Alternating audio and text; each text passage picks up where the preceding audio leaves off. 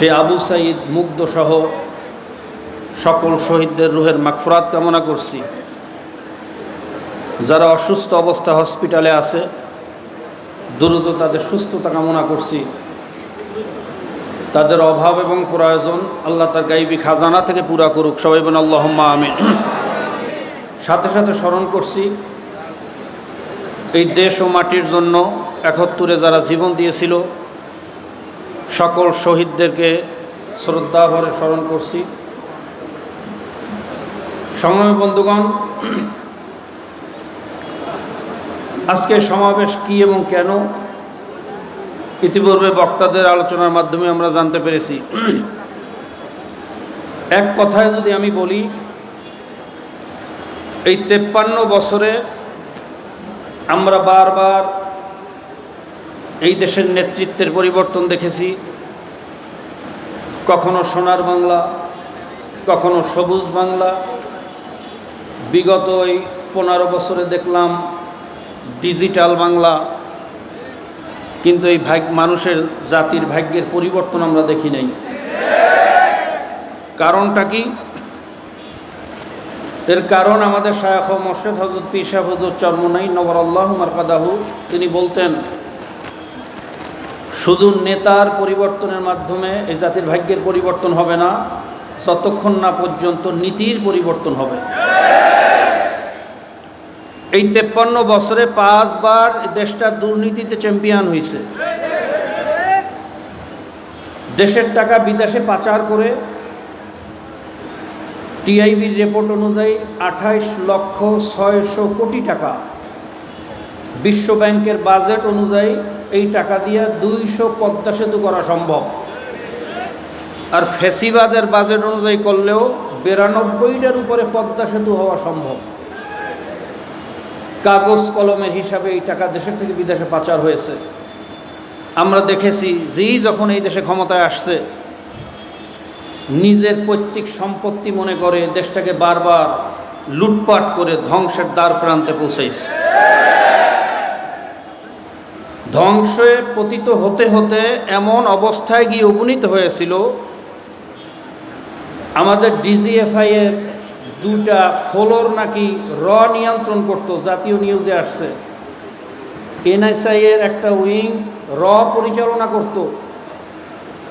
দেশের পক্ষে, মানুষের পক্ষে বা কোনো বিদেশি শক্তির বিরুদ্ধে যদি তাদের কথা যেত, বিশেষ করে ভারতের বিরুদ্ধে কোনো কথা বললে এই ডিজিএফআই এবং এনএসআই এর সহযোগিতায় দিনে দুপুরে রাতের অন্ধকারে তাদেরকে গুম করা হতো, খুন করা হতো। হাত পাও বেঁধে পদ্মা, মেঘনা, যমুনার পদদেশে তাদেরকে নিপাতিত করা হতো, আয়না ঘরে তাদেরকে নিপতিত করা হতো।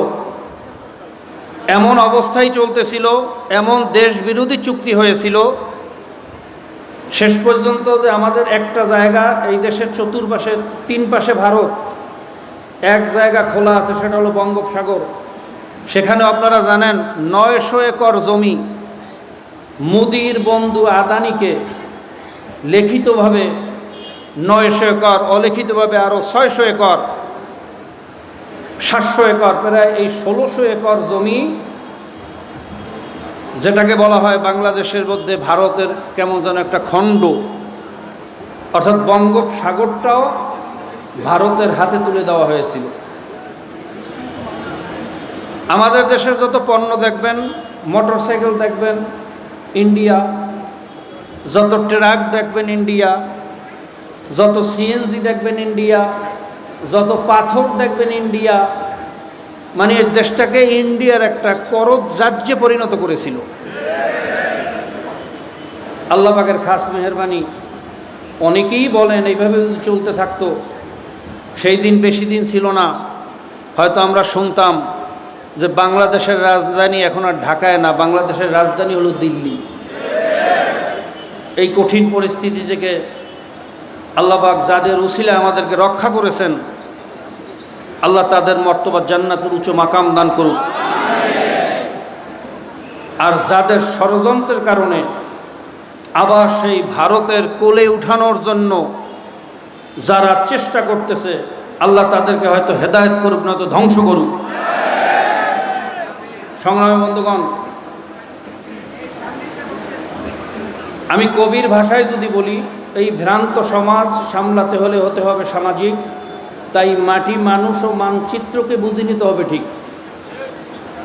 মানুষ কি চায়, জনগণ কি চায়, আমি যদি সেটা না বুঝে জনগণের মতের বিরুদ্ধে আমার শক্তি আছে, শক্তি প্রয়োগ করলাম, আমার অর্থ আছে, অর্থ প্রয়োগ করলাম, আমি প্রভাব বিস্তার করার মাধ্যমে জনগণের উপরে আমার মতবাদ চাপিয়ে দিলাম, কিন্তু মাটি, মানুষ, মানচিত্রের ভাষা বুঝলাম না, তাহলে মনে করবেন এই 25-এর জনগণ পেশি শক্তি আর চাপিয়ে দেওয়ার রাজনীতি গ্রহণ করবে না।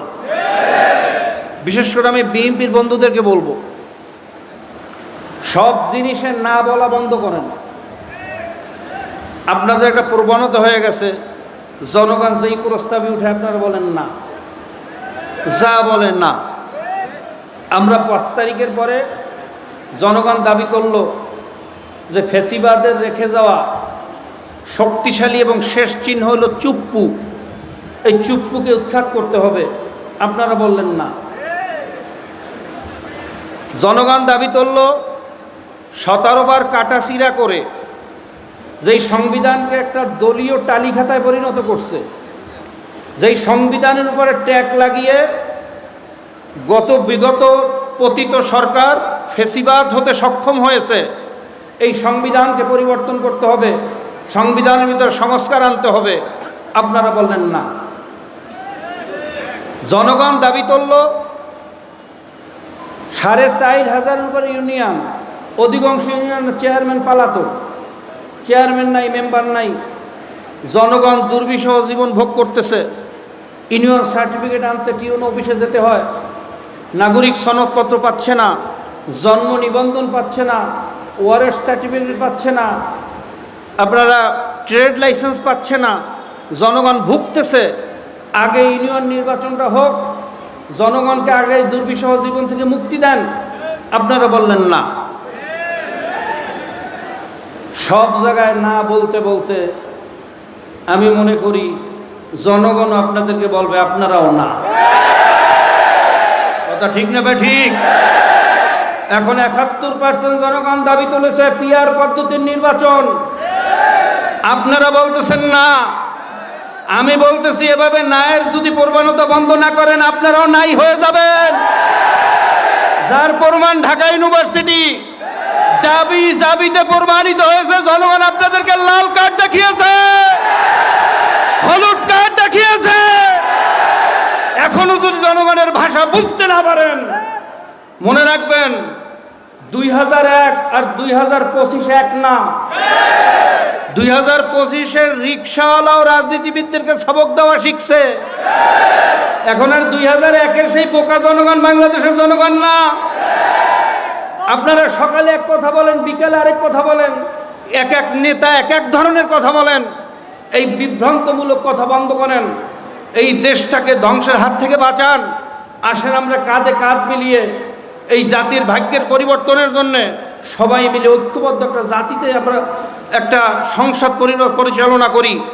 আর ঐক্যবদ্ধ জাতিতে পরিণত হওয়ার জন্য একমাত্র পদ্ধতি হলো পিআর। কিভাবে?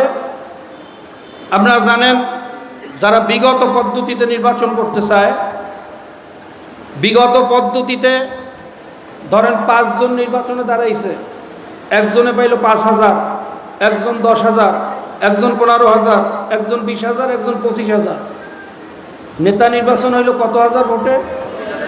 সবাই বলেন কত হাজার? বাকি 75,000 ভোট কোথায়? ডাস্টবিনে, যার কোনো মূল্যায়ন নাই। সেখানে অনেক ওলামায়ে কেরামের ভোট আছে। এই 75,000-এর মধ্যে অনেক বুদ্ধিজীবীর ভোট আছে, অনেক ভালো ভালো মানুষের ভোট আছে, দেশপ্রেমিক মানুষের ভোট আছে। এই 75,000 ম্যান্ডেট ডাস্টবিনে নিক্ষিপ্ত হলো। 25% মাইনরিটি ম্যান্ডেট নিয়ে আপনি সরকার গঠন করলেন আর বললেন আমি জনগণের সরকার। এটা কোনোদিন জনগণের সরকার হয় না, এটা হলো ধোঁকাবাজের সরকার। আমরা বলছি পিআর পদ্ধতি নির্বাচন, যেখানে প্রত্যেকটা ভোটের মূল্যায়ন হবে, প্রত্যেকটা মানুষ তার প্রতিনিধি সংসদে পাবে, যখন সকল সোসাইটির মানুষ, সকল ধর্ম বর্ণ নির্বিশেষে সব মানুষের প্রতিনিধি সংসদে যাবে, আমরা সবাইকে নিয়ে একটি জাতীয় সংসদ গঠন করব। যখন আমাদের মধ্যে জাতীয় ঐক্যবদ্ধতা সৃষ্টি হবে, তখন এই জাতীয় ঐক্য ভাঙ্গার জন্য র, মোসাদ, সিআই আর কোনো ষড়যন্ত্র করার সুযোগ পাবে না। আর যখন মাইনরিটি ম্যান্ডেট নিয়ে সরকার ক্ষমতায় গিয়ে টালমাটাল অবস্থায় থাকে, 75% জনগণ যখন আপনার বিরুদ্ধে আন্দোলন করে, স্লোগান দেয়, তখন আপনাকে ক্ষমতায় টিকাইয়া রাখার লোভে কখনো মোসাদ আসে, কখনো র আসে, বিভিন্ন স্বার্থ অর্জন করে আপনাকে বিভিন্ন ষড়যন্ত্রের মাধ্যমে ক্ষমতায় টিকানোর সুযোগ করে দেয়। আর এই সুযোগ গ্রহণ করতে গিয়ে জনগণ ধ্বংস হয়।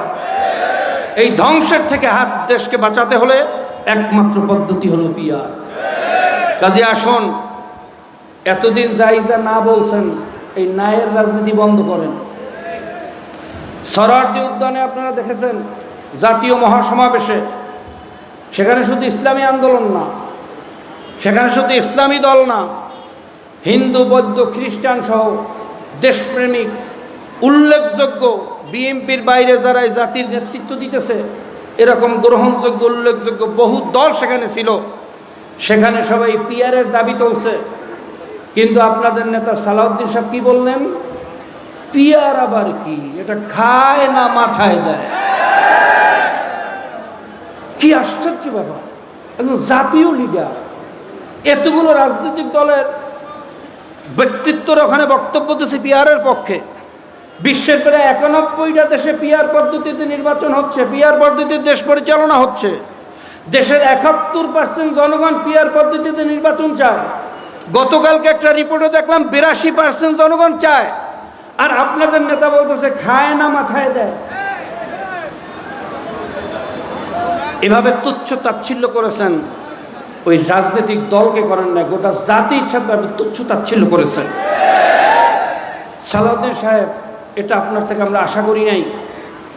আপনার থেকে তো আমরা আশা করেছিলাম আপনি 9 বছর ভারতে কি করছেন এর জবাব দেন। এই জাতি জানতে চায় আপনি 9 বছর অভিজাত হোটেলে বসে কি শিক্ষা, কি ট্রেনিং নিয়ে আসছেন।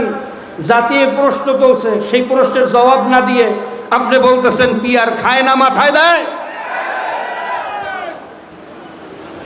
কাজে আসুন, এই ন্যায়ের রাজনীতি বন্ধ করেন। বিএনপি আমাদের শত্রু না, আমাদের সাথে তাদের কোনো জমি জমা নিয়ে মারামারি নেই, হালের গরু নিয়ে মারামারি নেই, কথা ঠিক না? কাজে আসুন, আমরা সবাই ভাই ভাই একত্রিত হয়ে এই দেশটাকে গড়ার জন্য ঐক্যবদ্ধ হই। আর আমরা জাতি যদি ঐক্যবদ্ধ হতে পারি, খোদার কসম খেয়ে বলতে পারি এই বাংলাদেশ হবে পৃথিবীর ভিতরে একটা শ্রেষ্ঠ দেশ। আল্লাহ পাক রব্বুল আলামিন আমাদের সকলকে এই দেশটাকে পৃথিবীর শ্রেষ্ঠ দেশ বানানোর জন্য আত্মনিয়োগ করার, কাজ করার, ঐক্যবদ্ধ হওয়ার তৌফিক দান করুক। এই আশাবাদ ব্যক্ত করে আজকে এই অনুষ্ঠানের আয়োজন যারা করছেন সকলকে আন্তরিক মোবারকবাদ জানিয়ে, এই প্রচণ্ড বৃষ্টিকে উপেক্ষা করে ঝাঁকে ঝাঁকে দেশপ্রেমিক মানুষগুলো এখানে চলে এসেছেন, ইসলাম দেশ ও মানবতার কল্যাণে যারা আত্মনিয়োগ করেছেন, এখানে কষ্ট করে এসেছেন, সকলের দুনিয়া আখিরাতে উভয় জানে কামিয়াবি কামনা করে আলোচনা শেষ করছি। আসসালামু আলাইকুম রহমতুল্লাহ।